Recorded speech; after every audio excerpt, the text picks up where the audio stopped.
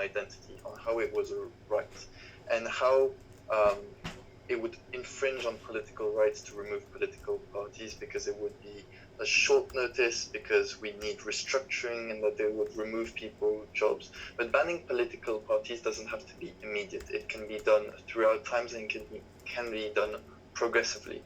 That also, I would like also to answer to the second speaker and to the first speaker about the notion of lies, that individual can lies. Yes, individuals can lies, but the spread is much weaker, and also that political parties actually accentuate an ideology.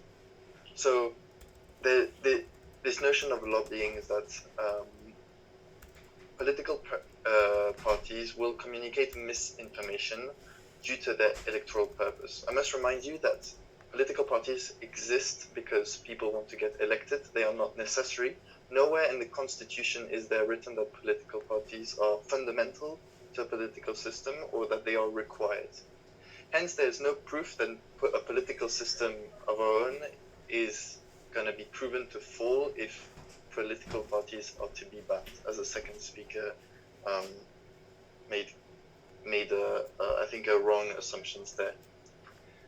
I'd also like to comment on the first speaker's point that it's going to infringe on individual rights of vehiculing ideas, but I would like to say that individuals can vehicle also different ideas, and that it actually would provide many more points of view on the different ideologies and the different beliefs of politicians. So, for an example, right now we have 3 to 5 big parties in England, which represent 3 to 5 general point of view, whereas if political party would ban, we would have 650 MPs, so 650 point of view.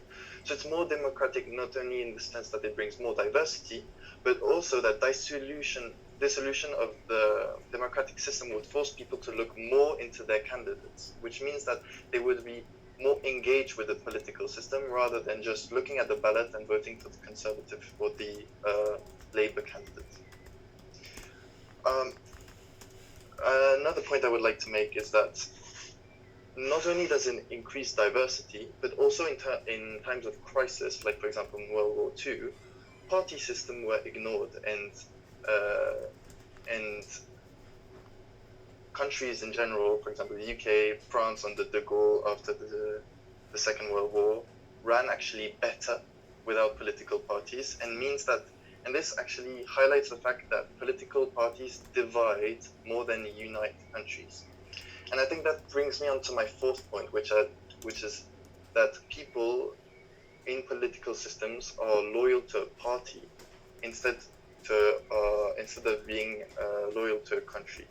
So there's this notion of us versus them that's not necessary to that doesn't necessarily have to exist when making rational decisions on what the country would improve. It increases opposition, so things that a party have implemented are undone when the opposite party comes into power. And I think the response to what the citizen actually needs is much, much slower when parties are in power, where they kind of promote their interests and promote their ideologies instead of addressing what the people actually need. So this is how I would like to conclude my speech. I think Jasper will sum up and reinforce our 5 main points of why political parties should be banned and why they're not necessary to our political system. Thank you. Cool. Thanks, Alex, for that speech. And Elio Claire.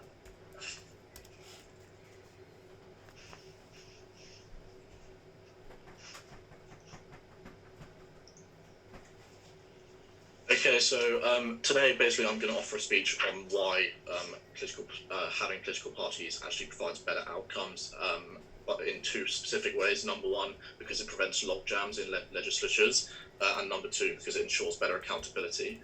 But first I'll come up to some points of rebuttal to the proposition side in general. What we've heard a lot about is why political parties are better than, why why individuals are better than political parties. But on our side of the house, we're not saying we can only have political parties. We're just saying political parties are allowed. Individuals can still come in to fill a gap. If there's a gap, we heard from Alex a bit about how it represents more points of view. If there's a gap in points of view, individuals can still come in. We're not saying individuals can't come in and fill gaps in the electorate. And if those gaps still exist, individuals will come in and will be voted on and voted in. If that gap exists, it's protected time at the moment. Secondly, another point of Russell, Alex spoke about how this will ensure that people are more engaged in politics, and because basically people will have to spend more time looking through it. But I would argue when there's going to be hundreds of different candidates, no real organisation and no proper process for disseminating information through the media, because there's just so many different voices trying to get heard, it's just going to become incredibly clustered. No one's really going to be able to be heard, and the reality is people are going to switch off from politics. They're not going to have time. Most people would prefer to just have one or two simple narratives coming from other party, and if they're going to have to do that much research, most people have other stuff to do. They've got other jobs to attend to. They've got to look after their family. They don't have time to look through politics. But onto my main 2 points. Onto my main point, which is split into 2 main parts. The first part being preventing logjam in the legislature. So what we see is with banning political parties, what's going to happen is there's going to be no coordination between people who act in the legislature. What does a political party do? Effectively, it ensures that a group of people with broadly similar viewpoints, not on everything, but they're broadly similar, are grouped together. And this means that even when there are differences in opinion in a party, it allows majorities to form within legislatures, because if you ban political parties, there's not going to be much agreement about anything. People are going to have small differences in opinion, which means that even people that would have been in the same political party together and would have been able to get on due to the incentive structures that a party provides. So, for instance, we've got whips that can kind of threaten people with expulsion from the party if they don't vote in a certain way. These kind of incentive structures would ensure that people work together in a information. Excuse me. Yeah, sure. But I mean, you've described this procedure, and it definitely sounds like political decisions are going to take place. But since they are not backed by a majority, are they actually democratic decisions? Well, yes, because the reality is, just because when a political party is elected, what it means is that they broadly the same point of view, a group of people with broadly the same point of view that can be supported by the majority of opinion will be able to get their programme through. When you've got loads of different individuals with different views, there's going to be tiny differences of opinion that voters aren't necessarily aware of when they elect these candidates, because they don't have that much. That's going to prevent a broad majority being formed in the legislature, which is going to prevent anything happening, because obviously if you can't get a majority, and if you can't get the majority of people in the legislature to form around one opinion, then nothing's going to get done, and you're not going to be able to get the social outcomes that you need. If there's a crisis in the country, you're not going to be able to pass legislation that ensures that people's lives are improved, and it genuinely means that there's just going to be a complete lockdown in the country, and no problems that are going to be dealt with. On to my second point about accountability. So effectively, what we're going to see in a political party is in parliamentary systems where each government needs to be supported by a majority of people in the legislature. Each party is going to be formed of hundreds of people, meaning there's not going to be correct mechanisms for accountability. Anyone can just pass the buck onto someone else in the government. Whereas in political parties, by their very nature, you're going to have fewer people or fewer groups in government, because obviously if you just have two people in one political party, and even if the rest are individuals, that's still fewer, which means there's going to be fewer people you can pass the buck on to. And obviously, if you're unable or less able to pass the buck, that means people can correctly place the blame and vote out the necessary political parties who they believe have been done wrong in the past, or reward those political parties which they believe have done right, which they wouldn't be able to do if government was just formed with a large group of individuals, none of whom would be able to take the blame or take the responsibility for something good. This means political parties can be rewarded, and good outcomes can be sustained throughout the political system as a whole. Thank you. Cool. I think Ollie, and moving on to Jasper. Thank you very much. Sorry, I just need to get time up quickly.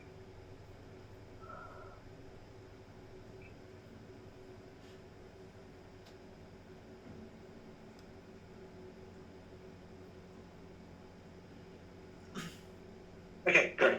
Thank you very much. In my argument, I'm going to quickly go through the different arguments that I think have been made tonight, and then I'm going to cover back through ours. Our arguments are that democracy is fundamentally the will of the people being represented, and party systems do not promote that because they divide people unnecessarily, and they control the conversation, only allowing topics which they view as important to be brought into the conversation, and not allowing all topics that people want involved in the political discussion. But first, I'd like to go through what some of the other arguments that have been made and kind of discuss them slightly. So I feel that Mika, our opening government, made the point that there is less accessibility. I'm really not sure about that. I think if we look at the ways that minorities and working class people have gotten into politics in the past, the Labour Party in the UK would be a great example. It is through party organisation, it is through collecting resources, meaning they can get through. So I'm not sure that's a particularly relevant point. But even if it was, I do not think it is the main point in this debate. The main point in this debate is, what is democracy? Democracy is the will of the people being enacted. Parties don't help that. Their other effects are lesser than that. The second point is that, which I think was made by opening opposition, was that parties save democracy. They promote stability, and they mean that dictatorships don't rise up. Now, I don't take this as a valid point. There have been plenty of times in which systems have survived without parties. So if you look at Britain in the 1850s, it was a relatively partyless society. France in the 1790s, their government only collapsed once strict party legislation through the Jacobins had been developed. So I do not think that parties decrease the level of stability of a democracy. And finally, the point of freedom of association on open opposition, I feel, is again not particularly useful. For one, decreasing parties would not decrease all political organisations. The NRA and Black Lives Matter and Greenpeace and all that would still be organisations that could exist. So it's only a very small amount of freedom of association that is going. But even if it is a small amount of freedom of association that is going, I would say that is worth the trade-off for getting truer, pure democracy, which is fundamentally the point of our political regime. I'd like to go back to Ollie's points, which was that I feel logjams, so parties help avoid logjams in government, leading it to work smoother, and accountability. I do not believe that parties decrease logjams. If we look at societies where very little action is made, the United States would be one of the great examples, and it is always stuck because strict party rules stop laws from being passed. If you have individuals, it is far easier to persuade 10 or 20 individual MPs to switch sides than it is to persuade an entire party to change. Second, I would feel that accountability, again, I don't think this is a particularly valid point. If I want to get rid of one MP, which would, in our system would be what would be done, that is fairly easy. If I want to get rid of the entire Labour Party in the UK system, that is practically impossible. Because of the systems that we live in, because of the systems party systems produce, if you're trying to hold one party to account, you risk holding a worse of two evils into it. So I don't think parties promote accountability. Now back to our 2 points. That democracy is ultimately the will of the people, and without parties you can reach a better argument, and you can have a fuller, more open conversation. Without parties, there is less unnecessary division. Most people in the UK agree about most things, but you would not think that from watching political debates. Parties, by requirement, must have division in the country, otherwise they have nothing to work on. And so they force it into political discussion. So if you look at Donald Trump, he does not represent the majority of Republicans. If you look at Jeremy Corbyn, as much as I like him, I don't think he represents the majority of left-leaning British people. So I think parties by nature unnecessarily divide the country and avoid a true national voice coming out. And parties, I think, go on. Do you not accept that that's going to be just as bad with individuals, because by nature of political opposition, they're going to have to oppose each other in order to draw contacts to win elections? I think if you had a system where individual MPs work, there would be less of a requirement to draw opposition and more of an incentive to work together.